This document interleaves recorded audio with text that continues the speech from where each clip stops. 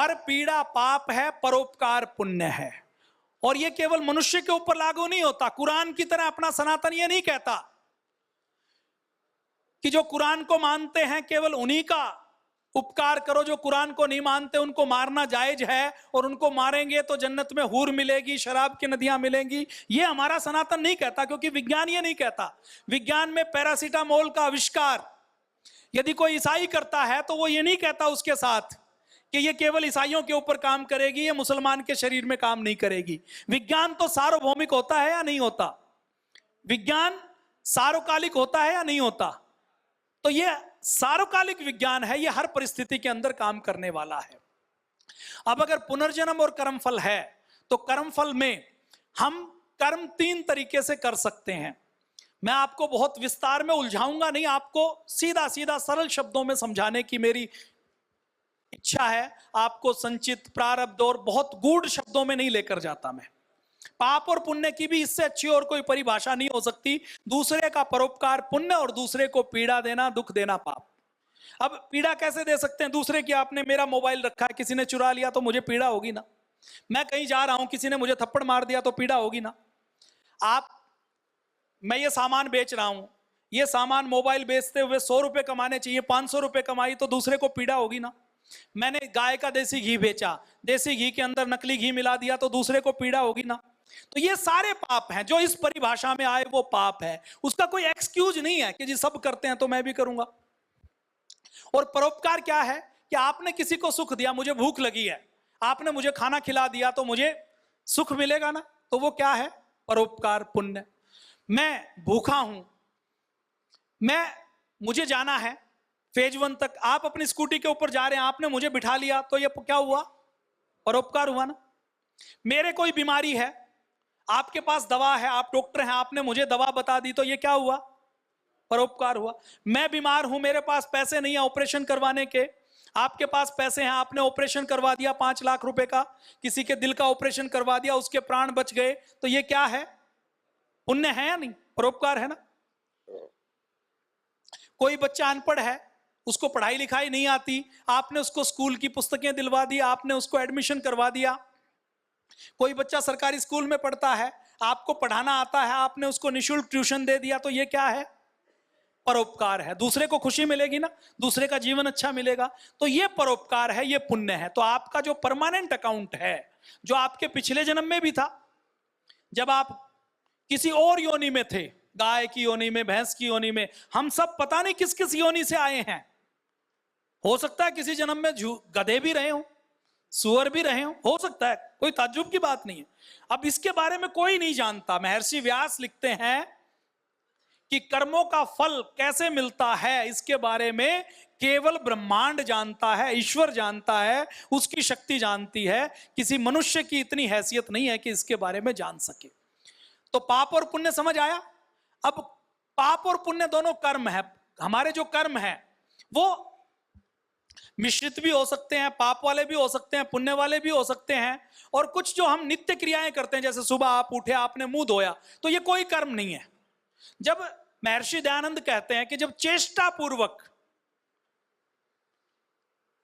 इच्छा पूर्वक कोई क्रिया की जाती है, वही कर्म होता है। तो इसमें जो हम कर्म करते हैं वो कर्म 3 प्रकार के होते हैं।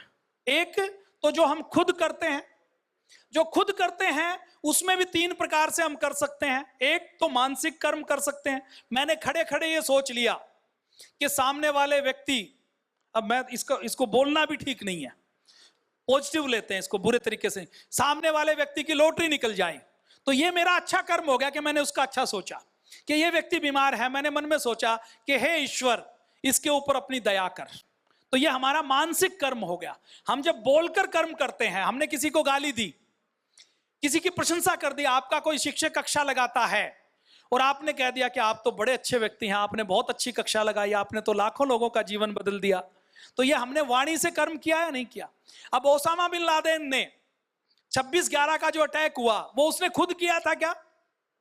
उसने आतंकवादी तैयार किए, किससे तैयार किए? वाणी से तैयार किए। लेकिन उसका फल किसको मिला? ओसामा बिन लादेन को एटबाबाद से अमेरिका ने ढूंढ कर मारा। क्यों? क्योंकि उसके कहने से हुआ था, वाणी से उसने कर्म किया था। ऐसे ही हाथों से खुद भी कर्म कर सकते हैं। कोई व्यक्ति मर्डर करता है तो वो अपने हाथों से मर्डर करता है तो उसको भी दंड मिलता है। कोई दूसरे से मर्डर करवाता है उसको भी दंड मिलता है, और जो योजना बनाता है उसको भी दंड मिलता है। मिलता है या नहीं मिलता? ऐसे ही 3 प्रकार से हम कर्म कर सकते हैं, मन से, वचन से और कर्म से, इंद्रियों से। तीसरा 3 प्रकार के कर्म होते हैं, मानसिक, वाचिक और शारीरिक। और तीसरे कृत जो हम खुद करते हैं, कारित जो हम दूसरों से करवाते हैं, और अनुमोदित जो दूसरा करे तो उसका हम सहयोग करते हैं या विरोध करते हैं। किसी ने पाप किया और आपने उसका विरोध किया तो यह आपका कारित कर्म हुआ, लेकिन अच्छा कर्म हुआ कि आपने एक बुराई से बचाने के लिए मदद की। तो 3 प्रकार से यह कर्म होते हैं, कृत, कारित, अनुमोदित। और कृत कर्मों को हम अपने शरीर के मानसिक, वाचिक और शारीरिक 3 तरीके से कर सकते हैं। यह आपको स्पष्ट हुआ? इसमें हम पुण्य भी कर सकते हैं और पाप भी कर सकते हैं। अभी मैं आपके सामने एक कहानी पूछता हूं, आप में से कोई वकील है? कोई है? अभी देखिए, ये जो अभी की जो भारतीय दंड संहिता है ये अंग्रेजों की बनाई हुई है, और इसमें न्याय नहीं होता, केवल फैसला होता है। और कितना फैसला होता है वो सब आपको पता है। तो इस भारतीय दंड संहिता में, भारतीय न्याय संहिता जिसका नाम है इंडियन पिनल कोड, जिसको पहले कहा जाता था, जो अंग्रेजों ने बनाई है, जो कर्मफल को नहीं मानते, उस भारतीय न्याय व्यवस्था में भी एक उदाहरण हम लेते हैं कि एक व्यक्ति ने, किसी के साथ दुश्मनी थी, उसने, रामलाल ने श्यामलाल को, या ए ने बी को कहा कि उस व्यक्ति से मेरी दुश्मनी है, 50,000 रुपए लो, उसको मारना है। सी व्यक्ति ने रेकी करके बताया कि वो व्यक्ति कहां मिलेगा। डी व्यक्ति ने रिवॉल्वर या चाकू दिया। ई व्यक्ति ने उसका मर्डर किया। एफ व्यक्ति ने उसको भागने में अपनी स्कूटी दी, मदद की। जी व्यक्ति ने उसको अपने घर में छुपाया। जब कोर्ट का मुकदमा चला तो एफ व्यक्ति ने उसके पक्ष में खड़े होकर यह कहा कि यह मर्डर के वक्त वहां पर नहीं था, उसकी झूठी गवाही दी। तो जब पुलिस पकड़ेगी और जब दंड देगी तो पैसे देने वाले को, योजना बनाने वाले को, रेकी करने वाले को, हथियार देने वाले को, मर्डर करने वाले को, भागने में सहयोग करने वाले को, छुपने में सहयोग करने वाले को और झूठी गवाही वाले में दंड किसको मिलना चाहिए? सब बराबर के हकदार हैं इसमें। आप में से बहुत से लोग कह सकते हैं जी चाकू मारने वाले को मिलना चाहिए। अंग्रेजों की जो गली सड़ी कानून व्यवस्था है वो भी क्या कहती है कि पहले से लेकर लास्ट तक जिसने थोड़ा भी योगदान किया सबको दंड मिलना चाहिए। वकील साहब क्या कहते हैं? सब बराबर के हकदार हैं, क्योंकि सब योजना में शामिल रहे हैं। किसी ने हथियार प्रोवाइड कराया, किसी ने योजना बनाई, किसी ने कारित किया, तो सबको मिलकर एक जो ये कार्य हुआ है तो सबको दंड मिलेगा इसमें। तो वकील साहब की बात से सहमत हैं आप? सबको मिलना चाहिए कि नहीं मिलना चाहिए?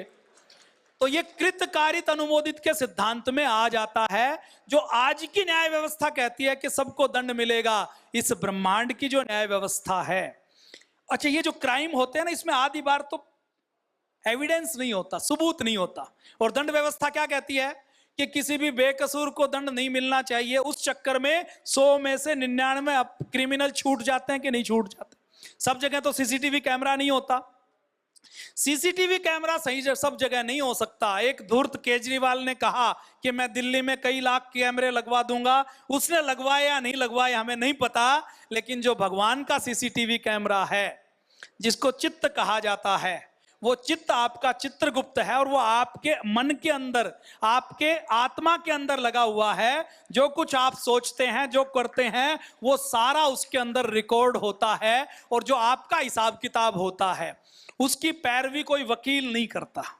उसका जो दंड देने का काम किसी जज का नहीं है। जज तो भ्रष्ट हो सकता है, लेकिन इस ब्रह्मांड की व्यवस्था में आपकी आत्मा के साथ जो सीसीटीवी कैमरा लगा हुआ है वो केवल आपके हाथ के कर्मों को नहीं देख रहा, केवल आपकी वाणी को नहीं देखता।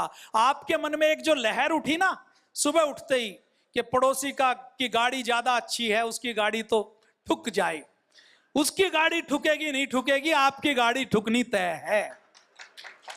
एक लहर भी उठी ना, एक विचार उठा दूसरे के बुरे का, ईर्ष्या का, द्वेष का, काम का, क्रोध का, तो आपका नुकसान होना तय है। हमारे सारे शास्त्र ये सिखाते हैं कि नहीं सिखाते? इसका सारा विज्ञान है। ये कोई प्रवचन की बातें नहीं है, ये विशुद्ध विज्ञान की बातें हैं। और ये विज्ञान भारत में खो गया, इस विज्ञान को दोबारा स्थापित करने का काम पतंजलि योगपीठ कर रहा है। पुनर्जन्म है या नहीं है? पुनर्जन्म है तो कर्मफल है या नहीं है? कारण कार्य सिद्धांत है ना, बिना किसी कारण के कोई कार्य नहीं होता। अब अगर जन्म बराबर नहीं हो रहा तो कोई तो कारण है। किसी का रूप रंग बहुत अच्छा है, उसने कोई फेयर एंड लवली नहीं लगाई, कोई मेहनत नहीं की। किसी का शरीर जन्म से ही अच्छा है, किसी का बीमार है। किसी व्यक्ति को कई बार ऐसे रोगी आ जाते हैं कि एक ही घर में रहते हैं, एक ही टाइप का खाना पीना, लेकिन किसी को कैंसर हो जाता है, किसी को नहीं होता। तो जब वैज्ञानिक कहते हैं ना कैंसर दारू पीने से होता है, फेफड़ों का कैंसर धूम्रपान करने से होता है, तो ये थ्योरी भी कई बार ध्वस्त होती है कि नहीं होती, झूठ होती है या नहीं होती। तो उसमें कई बार प्रारब्ध काम करता है, पिछला जन्म काम करता है। तो आपको पुनर्जन्म कर्मफल समझ आया? सत्य है या नहीं है?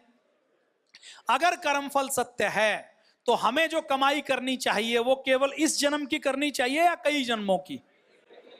मैं विशुद्ध व्यापार की बात कर रहा हूं, लाभ की बात, फायदे की बात। आप में से ऐसे कौन कौन है जो बिजनेस से जुड़े हुए हैं, व्यापार करते हैं, जो व्यापारी हैं?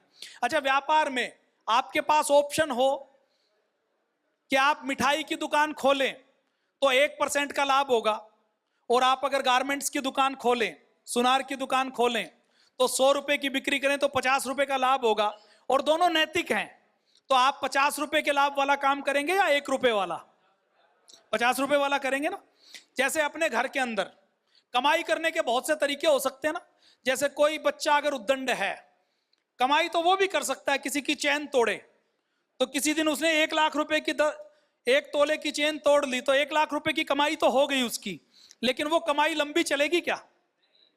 आज नहीं तो कल वो पकड़ा जाएगा। तो इसलिए हमारे यहाँ क्या कहा जाता है कि मेहनत करो, अच्छी नौकरी करो, अच्छा व्यापार करो, जिससे आपकी जो कमाई हो वो 1 हफ्ते, 1 महीने, 1 साल की नहीं हो, कमाई ऐसी हो जिसको पीढ़ियां खा सकें। कहते हैं नहीं कहते? जब नौकरी की बात आती है तो कोई प्राइवेट नौकरी की तैयारी करता है?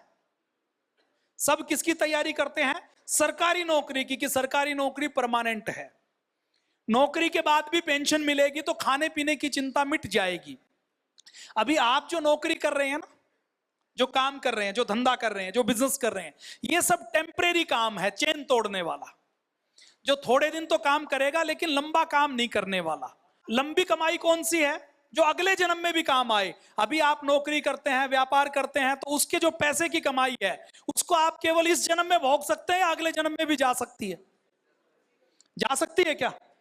लेकिन उस पैसे को अगले जन्म में आप नहीं ले जा सकते, लेकिन उस पैसे को आप भावनाओं से जोड़ दें, पुण्य से जोड़ दें, तो वो अगले जन्म में जा सकता है कि नहीं जा सकता?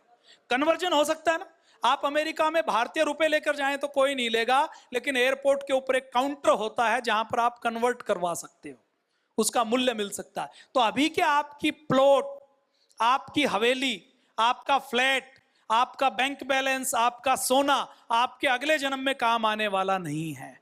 उसमें से एक हिस्सा यदि आप सेवा के काम में लगा देंगे, परोपकार के काम में लगा देंगे, किसी की विद्या के, किसी के दर्द को दूर करने के काम में, किसी के पेट भरने के काम में लगा देंगे, तो वो पैसा कन्वर्ट किस में हो गया? दुआओं में, शुभ कामनाओं में, खुशी में कन्वर्ट हुआ ना। और आपके अकाउंट में क्या जा सकती है? केवल खुशी या दुख जा सकता है। आपने दूसरे को खुशियां दी। अपना ये जो PRI है ना, इसमें डॉक्टर अनुराग वार्ष्णेय है। अब इनको पीड़ांतक वटिका, पेन किलर का रिसर्च करना है, चूहों के ऊपर रिसर्च करना है, तो चूहे तो बता नहीं सकते कि दर्द कितना है। अब पीड़ांतक वटी की रिसर्च करनी है, चूहा बता नहीं सकता कि दर्द कितना है, तो कैसे नापेंगे? विज्ञान में दर्द भी नापा जाता है। अब विज्ञान जब दर्द को नाप सकता है, खुशी को नाप सकता है, तो जो भगवान का विज्ञान है, ब्रह्मांड का विज्ञान है, वो नाप लेगा कि नहीं नाप लेगा?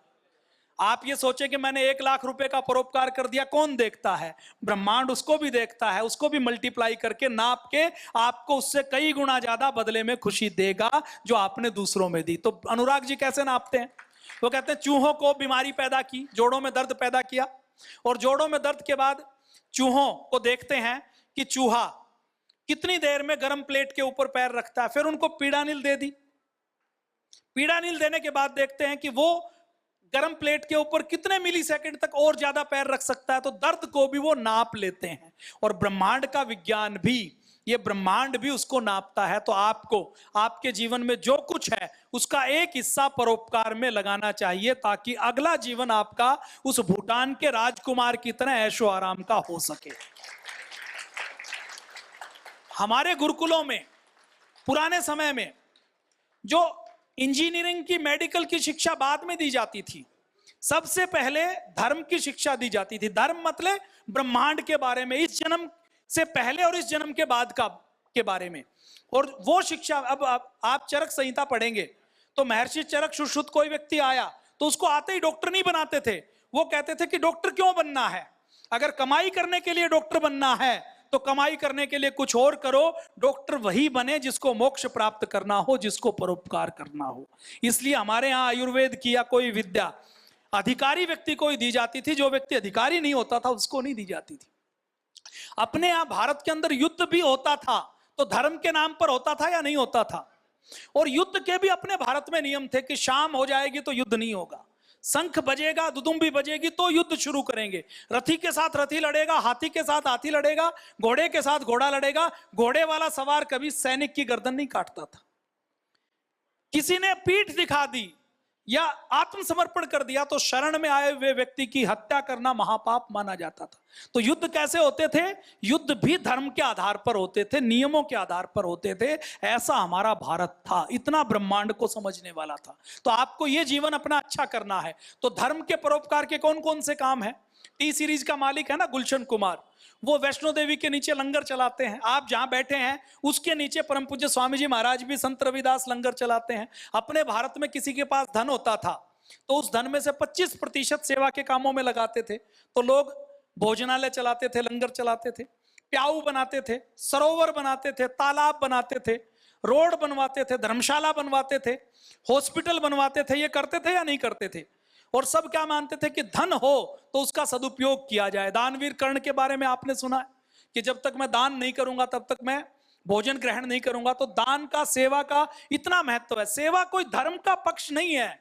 सेवा और दान, परोपकार, ये हमारे खुद के कल्याण के लिए है। धर्म वही जो हमारे जीवन का कल्याण करे, उसी को धर्म कहा गया है।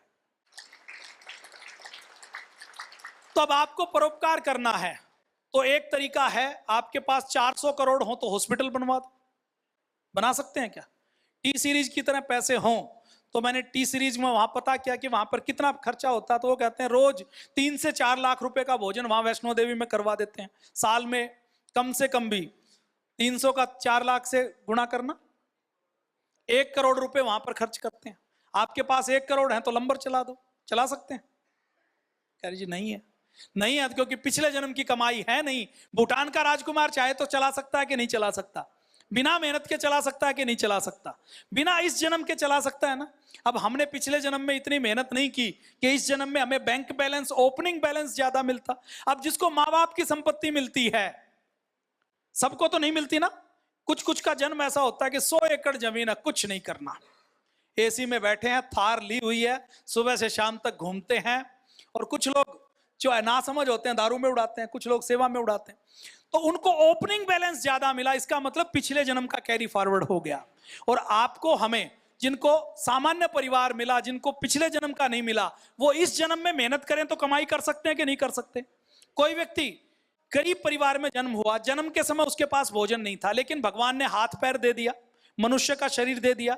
तो मनुष्य का जीवन ही एक ऐसा जीवन है जिसमें व्यक्ति कर्म कर सकता है, पुरुषार्थ कर सकता है और अपने जीवन को ऊपर उठा सकता है। अलग अलग थ्योरी है इसमें कि ब्रह्मांड में, ब्रह्मांड आत्मा को अलग अलग मनुष्यों के अलग अलग योनियों में जन्म क्यों देता है? उसके उत्थान के लिए देता है। ऐसा माना जाता है कि वो अपने आप को अपग्रेड कर सके, देवताओं की श्रेणी में, मोक्ष की ओर जा सके। इसके बारे में, इसके ऊपर दिया जाता है। तो जन्म के समय हमें ज्यादा नहीं मिला तो हम कर्म करने में स्वतंत्र हैं, क्या है? और फल भोगने में परतंत्र हैं। यह सिद्धांत है जो हमारे ऋषियों ने दिया। मतलब हम कर्म कुछ भी कर सकते हैं, लेकिन उस कर्म के फल के ऊपर हमारा अधिकार नहीं है। हम जो कर्म करेंगे उसका फल हमें भोगना ही भोगना पड़ेगा। फल भोगने में क्या है? परतंत्र है। हम यहां से चाकू लेके जा सकते हैं, कर्म करने में स्वतंत्र हैं, किसी को चाकू मार सकते हैं, लेकिन एक बार मार दिया तो उसके बाद मोदी जी की पुलिस काम करेगी, फिर आपकी स्वतंत्रता नहीं है। ठीक है कि गलत है? तो ऐसे ही आप अपने इस जीवन में चाहें तो खूब कमाई कर सकते हैं, पुरुषार्थ कर सकते हैं, पढ़ाई करके सरकारी नौकरी प्राप्त कर सकते हैं, बिजनेस व्यापार कर सकते हैं, जन्म से पैसा नहीं मिला तो इस जन्म में कमा सकते हैं। तो हम अपने इस जन्म में भी, अपना पहले का अकाउंट बैलेंस नहीं है तो इस जन्म में इतनी कमाई कर सकते हैं कि वो इतना धन संपत्ति हो जाए कि जो हमारे पूरे इस जीवन में काम आ जाए। इस जीवन की रुपए पैसे की कमाई तो आप कर सकते हैं, लेकिन अगर अगले जीवन की कमाई आपको करनी है तो आपको परोपकार करना पड़ेगा। ठीक है या नहीं? लॉजिकल लग रही है कि नहीं लग रही मेरी बात? देखो, प्रवचन नहीं कर रहा मैं तो धर्म की बात नहीं कर रहा। मैंने अभी गीता जी की बात, वेद दर्शन की बात शुरू में की, बाद में तो नहीं की ना। और मैं कहता हूं आप वेद दर्शन, गीता, उपनिषद, रामायण, महाभारत सबको एक साइड में रख दीजिए, अभी उसको परीक्षा कोटि में रख दीजिए और केवल विज्ञान को महसूस कीजिए। और विज्ञान को महसूस करेंगे तो आपको पता लग जाएगा कि जो हमारे वेद दर्शन में लिखी हैं वो भी पूरी तरह से सत्य हैं। तो आप लोगों को ठीक करना है तो भोजन चला सकते हैं, भोजन का भंडारा चला सकते हैं, हॉस्पिटल खोल सकते हैं। एक हॉस्पिटल खोलने के लिए 100 बेड का हॉस्पिटल खोलें। मेरा छोटा भाई भी डॉक्टर है, MBBS MD DM है, एलोपैथी का है, लेकिन ठीक है, प्रैक्टिस तो एलोपैथी की करता है। तो हार्ट के ऑपरेशन करता है। तो अभी उसने एक 100 बेड का हॉस्पिटल खोला, अभी तो छोटा था, तो उसने 100 करोड़ रुपए का लोन लिया। तो एक 100 बेड का हॉस्पिटल खोलने के लिए कितने पैसे लगते हैं? 100 करोड़ रुपए। ICU का अच्छा हॉस्पिटल खोलें तो एक बेड के ऊपर जो कॉस्टिंग आती है वो कम से कम 1 करोड़ रुपए की आती है, कम से कम। तो 100 करोड़ रुपए लगा के आप हॉस्पिटल खोल सकते हैं। जो लोग ठीक होंगे उनसे आपको पुण्य मिलेगा ना। लेकिन हॉस्पिटल खोलने में, हॉस्पिटल चलाने के लिए पैसा चाहिए, डॉक्टर की फीस चाहिए, दवाइयां चाहिए, उसके बाद कोई व्यक्ति ठीक होगा और परमानेंट ठीक नहीं होगा। आप और कोई सेवा करना चाहते हैं तो कोई धर्मशाला बना सकते हैं, जैसे ये महर्षि वाल्मीकि धर्मशाला है ना, इसमें कोई भी यात्री आता है तो पूज्य महाराज जी ने व्यवस्था की है 1 से 3 दिन तक निःशुल्क में रह सकते हैं। कोई आप तालाब बना सकते हैं, वृक्षारोपण कर सकते हैं, 1 लाख 50 लाख आप पेड़ लगा दीजिए। पेड़ के ऊपर जो लोगों को ऑक्सीजन मिलेगी उससे परोपकार होगा। पेड़ के ऊपर जो चींटियों को खाना मिलेगा, पक्षियों को खाना मिलेगा, घोंसला बनेगा, तो परोपकार होगा या नहीं होगा? अच्छा, आप अपने जीवन में यहां रहते हैं तो जीवन में आपने किसी चिड़िया का घर, किसी पेड़ को काटा है तो हमारा घर बना है ना, तो उसको काटने का पाप तो हमारे जीवन में है या नहीं है? हम अगर सुबह से लेकर शाम तक सांस लेते हैं तो वृक्षों की ऑक्सीजन हमने ली है ना, उसको वापस देने का हमारा दायित्व तो है या नहीं है? कोई व्यक्ति कोई काम नहीं करे और मोदी जी की ओर से योजना हो कि लोन ले सकते हैं, तो लोन लेता रहे और कमाई नहीं करे, अकाउंट के ऊपर लास्ट में अकाउंट बैंकक्रप्ट हो जाएगा कि नहीं हो जाएगा? कोई कंपनी खर्चे ज्यादा करे, कमाई कम करे तो वो कंपनी दिवालिया हो जाती है। तो आप इनमें से कोई भी सेवा का काम कर सकते हैं। तो आप में से चलो मैं पूछता हूं, किसके पास 100 करोड़ रुपए हैं जो एक 100 बेड का हॉस्पिटल खोल सकता है? अभी पुनर्जन्म कर्मफल की इतनी बात की, मुझे इतने पसीने आए, एक आध व्यक्ति तो खड़े हो जाओ। है 100 करोड़ लगाएंगे? बैठिए। 100 करोड़ लगाने वाला खड़ा हो, अगला माध्यम तो हम बताएंगे। कोई भी नहीं है ना, तो 100 करोड़ आपके पास नहीं है, लेकिन परोपकार की कमाई करनी है तो आप यहां पर आए हैं। आपको हमने जो योग का ज्ञान दिया है, आप यदि 100 लोगों की योग की कक्षा अपनी वाणी से, अपने ज्ञान से, अपनी मेहनत से चला सकते हैं ना, उतनी कैपेसिटी भगवान ने दी है या नहीं दी? आप यदि 100 लोगों की योग की कक्षा चलाते हैं तो उससे उतना ही पुण्य मिलेगा जितना 100 करोड़ के हॉस्पिटल से मिलता है। अच्छा, मैं आपसे पूछता हूं, आपके यहां कोई चार्टर्ड अकाउंटेंट है? CA है कोई? वकील तो है, CA, डॉक्टर है कोई? आए नहीं, वो रुपयों की कमाई में लगे हुए हैं ना, तो चक्कर में नहीं पड़ना चाहते।